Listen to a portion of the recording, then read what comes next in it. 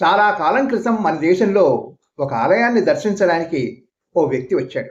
అక్కడ ఒక శిల్పి ఒక శిల్పాన్ని చెక్కుతూ కనిపించాడు.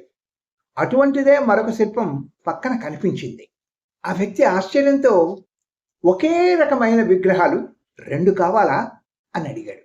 శిల్పి తల పైకెత్తకుండా ఒకటే కావాలి, కానీ ఆ మొదటి దాంట్లో ఒక చిన్న లోపం వచ్చింది.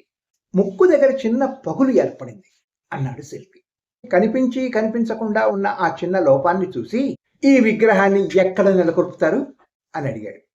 అదిగో ఆ పైన గోపురం మీద 20 అడుగుల ఎత్తున అంత పైన ఉన్న ఈ విగ్రహం ముక్కు మీద ఉన్న చిన్న లోపం ఎవరు చూస్తారు, ఎవరికి కనిపిస్తుంది ఆశ్చర్యంగా అడిగాడు ఆగంతకుడు. శిల్పి తన పని ఆపి ఆ ఆగంతకుడితో, నాకు కనిపిస్తుంది, నాకు లోపం ఎక్కడుందో తెలుసు. ప్రతిభావంతంగా పనిచేయడం ఒక ప్రత్యేక లక్షణం, ఒక అలవాటు.